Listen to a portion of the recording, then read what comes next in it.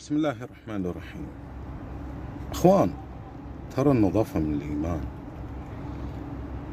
دخلت على شخص بيني وبينه مكتب، من مكتب يعني ايش قد المكتب بيكون؟ اقل مكتب يعني بيكون مثلا 3 متر، وهو قاعد قبالي. سألته سؤال ابتلشت على عمري، دارت الدنيا، بغيت اطيح، بغيت ما ادري ويش.